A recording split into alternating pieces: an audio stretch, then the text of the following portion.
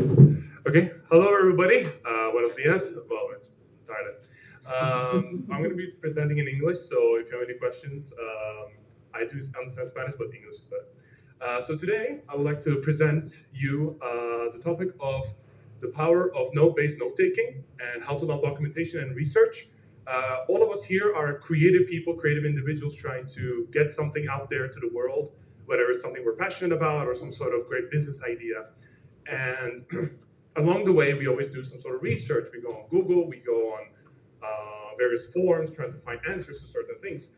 But we are human beings. We forget things. And the way we take notes and our workstation and our work environment is also a huge part of this. So today, what I have in store for you is going to be, I'd like to first talk about the problems with conventional note taking, where it could be just writing notes on like paper and notebooks and having stacks and stacks of them. And I'm going to briefly talk about what is node-based note-taking, what are the advantages of this compared to traditional note-taking techniques, and what are some of the dangers as well that you may face. And then I'm going to talk about, real quickly, my experience with Obsidian, which is a program that does this, but there are other programs as well. But today I'm going to be just talking about that, and also a brief showcase, if we have time, of my setup as well. So first of all, in the beginning, from my personal brief experience, throughout high school and until the beginning of university, I've always taken notes through just notebooks and papers, making my own study like materials, and like here and occasionally throughout, like after high school, started using Google Docs and note apps, and slowly it just became a mess. It became very confusing because after a while you open Google Docs and there's like 50 different files for like something very niche to like a recipe for like a cooking book, and it gets all messy. And I needed a solution to this. And for a while I didn't even know this was a problem. I was just taught that you just write stuff and you store them and you look at them. And I thought it was as simple as that. But later, throughout my experience of just writing constant like notebooks and these booklets, later I tried to write my own like study materials through like combining various papers. I finally found the main problem, that thoughts are not linear. Like the way we're taught to write notes and all of this throughout like our traditional conventional means, they're very linear. And now this image is for thinking, linear and lateral thinking, but I think here it really encapsulates the idea of node-based note-taking. When you write notes, it's always in a linear fashion. Everything is from page 1 to page 100. And because of this linear fashion, sometimes when you face a problem, maybe you will not find that solution in that linear format, and maybe you find it in a different book. And that creates that problem of you have to go to different sources that you've written, different kinds of things, and it becomes a mess trying to just find things. You become a kind of like a spelunky journey to just find the right notes. But when you do a more of a lateral thinking structure and like kind of a node-based one, everything is kind of connected, and as you create your own connections, you find solutions more swiftly and more comfortably. And this is where I will talk about specifically, I'll go into more detail.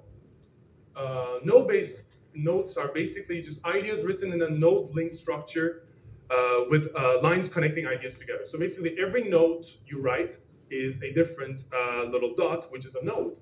And you basically connect them however you like, based on either tags or basically a hyperlink. Basically, like in a way, it's like you click on it and it just opens a new link. And the graph draws from a point, then branch outward, and it will just connect for you automatically. And this is a more natural structure, almost like a second brain, if you will. The idea is to make the linear note-taking experience and just this research structure into something that's more natural and sort of like how the brain actually works. The brain isn't something linear, it's something with a lot of networks. And when you create a work environment that is more like this, it becomes more natural and you start connecting things and you start getting a bit more excited. So what are the advantages? Relation. So you make connections and understand relationship between nodes. Like I said briefly, you make connections of your own and you make relations between one another, and you understand things a bit better because you have now a reference point instead of just to like stuff that you wrote one night and you look at it and you go, what the hell did I write? Instead now you have some relations and some connections. You're like, oh yeah, that's that. Okay, now I understand it. The second thing, environment. Because of this node structure, it's very flexible and not everybody is the same. So more often than not, you're gonna make your own environment, you're gonna make your own connections through tags, whether it's just hyperlinks. It's up to you, and that's great because you make the environment for yourself, not for anybody else. And you make the structure that is most suitable for you. And that's why it's perfect. It's really good for like a perfect personalized working environment. And finally, order. It just organizes things better. Like I don't want to go to my room and find 50 different notebooks trying to understand how to, like, I don't know, make a proper project file in Godot or something. And it's just not conventional.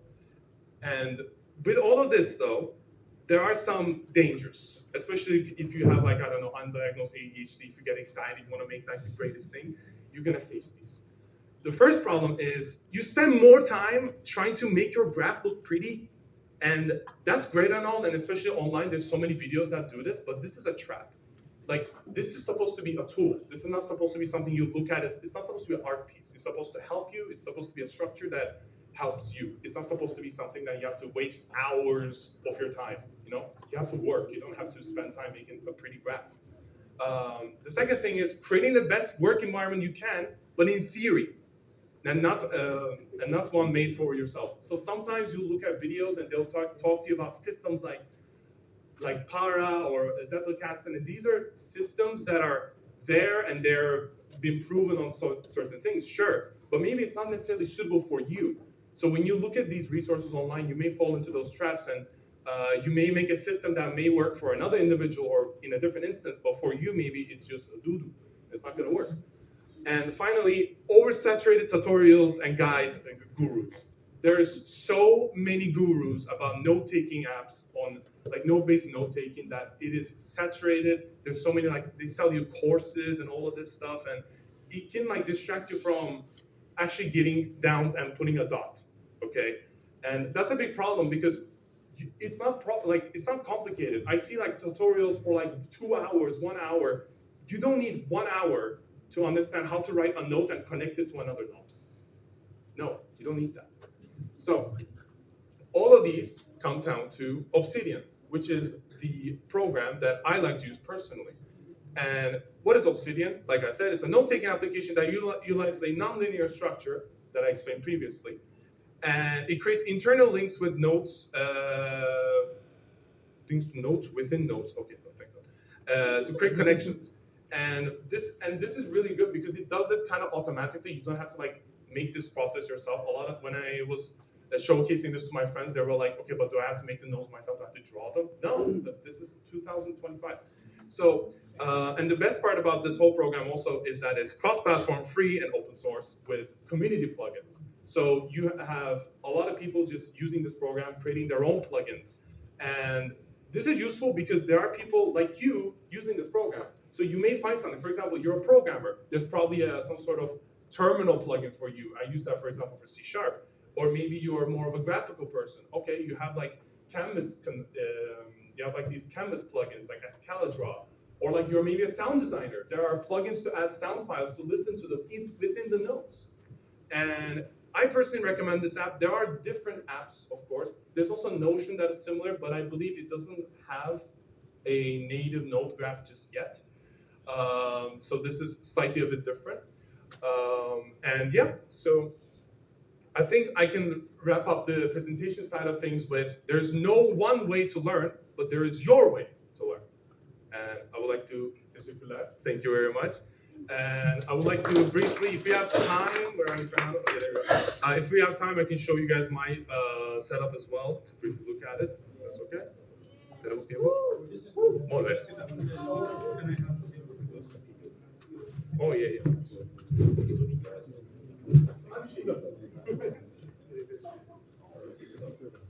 Don't be scared. This is just my setup. This is not what yours is supposed to look like. It's just an example.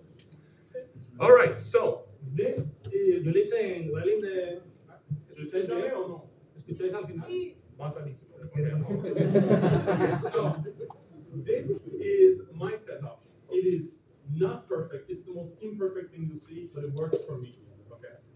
And this is what I call, basically Obsidian uses these things called vaults, which is basically your project file, if you will. This is where all your notes and everything will be in, and you can have different projects you can open them. And this is how I set it up. Basically, I have this main page with these folders, and each folder has these connections. And let me open it here. And this is my node graph. And now you may be looking at this and going, Santa Maria, what is this? So basically, for example, if I go here, I have these green nodes, right? And these green nodes are my tags. For example, I've done recently a lot of research on Unreal Engine. So in hashtag Unreal Engine, I have a lot of nodes. For example, here, if I go here, why does it not show? Okay, never mind. For example, in the graph node, why didn't it work? So in here, as you can see, it's not necessarily perfect because lately I've been kind of experimenting with just using tags, which was suitable for me. You can see connections about, like, for example, I have some projects that I've been working on, like importing camera rigs from different software, and all of these are connected, and I can always visualize them. And this is helpful to see how your nodes are related to each other, so you can make connections between different knowledge bases, basically.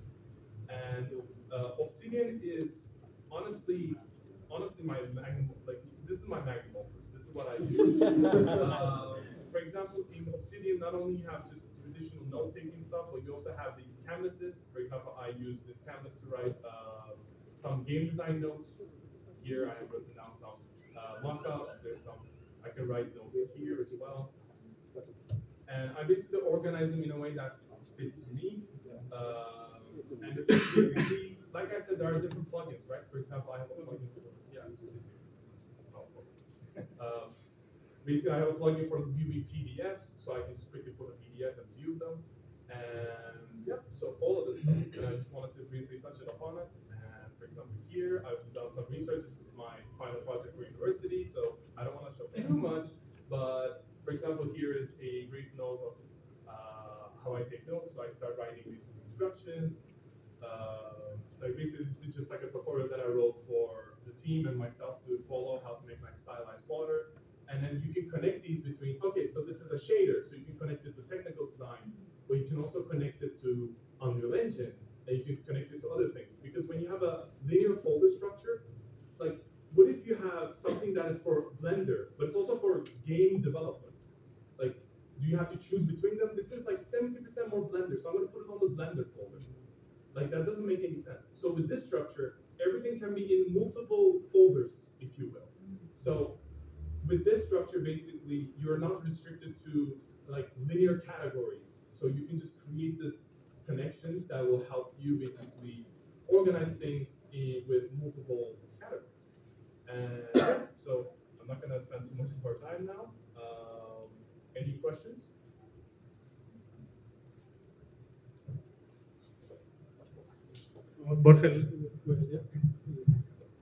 First of all, sorry for my English.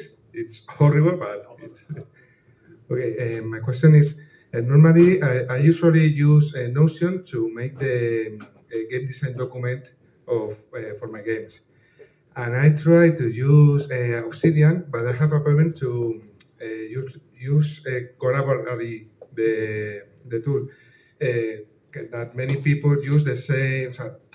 Sorry. So my question is, have you used Obsidian with more people to collaborate for any project, or normally do you use for your own second brain and nothing more? That's a good question. The thing is, Obsidian is not necessarily for personal note taking. Like, it's not specifically for that. It's a program after all with multiple cases. And in my team previously, we have attempted to use Obsidian before, but some of my team members were not very technical, and they didn't understand how GitHub linking works. I know, but normally we would have probably went with Obsidian, and you can definitely use it. For example, I had a problem with my system, and I couldn't show it to you for a second, but I had actually backed up my my repository, my wallet in GitHub, and I just downloaded from here. And basically, in Obsidian, like Obsidian Vault, is just a file, right? So you can just sync it with GitHub easily, or you can pay Obsidian for their premium syncing, but it's not necessary. Like you can just sync it up with GitHub, use it with multiple people. Just make sure to update it as well. You know how GitHub works, right? So. Okay, thank you. Hey, Damien, love it. Big fan of Obsidian. But no, so Obsidian is known for being a very complicated piece of software when you look at all of the, like you said, the gurus and all the plugins and everything like that. But I found when I've been using it that I've had to reset very often. And you build up a big folder, you've got all these systems, and then you go back to basics. So for somebody who's starting from scratch, what are the first few steps you'd recommend to starting with Obsidian if you've never used a note-taking software like this before? That's a good question, because more often than not, when people come to Obsidian, sometimes they open like 50 different tutorials, like you said. Thank you. Okay. Like I said, like a lot of people just look at these tutorials, and in my opinion, it is not a complicated software. It's as complicated as you make it out to be, because this is your node system, this is your connections, and you set them up yourself. The only thing that is like necessarily automated is the viewing of it and how things are connected in these trees and how you can search them. But what I would recommend for someone who's starting out for the first time is first make just some rough folders and just start writing. Just start writing. Because if you just spend time from the get-go, okay, I'm going to start organizing things like this and this and this and this, there goes 3 weeks. Like if you try to just make something that is organized, you slowly realize that you're making it for the sake of it. You're not making it for the sake of actually working. So I think the best recommendation I have is just make 2 folders max and just start writing. Because after that, you will slowly realize what you need, and you're going to start building on top of it.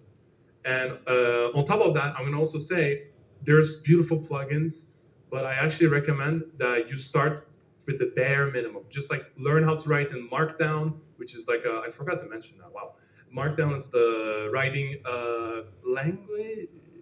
language that helps you to just write things quickly, to write titles and subtitles and etc. And it basically makes it readable. And also Markdown is like a universal thing, so you can save it anywhere. And even if Obsidian dies, it's in Markdown, so you can read it, you can easily fix it and use it anywhere else. So I would recommend using as minimal plugins as possible, adding as you need it, and just start writing. Just don't waste too much time with folders. Perfect, thank you. Bueno, es que un poco tarde ya. Muchas gracias.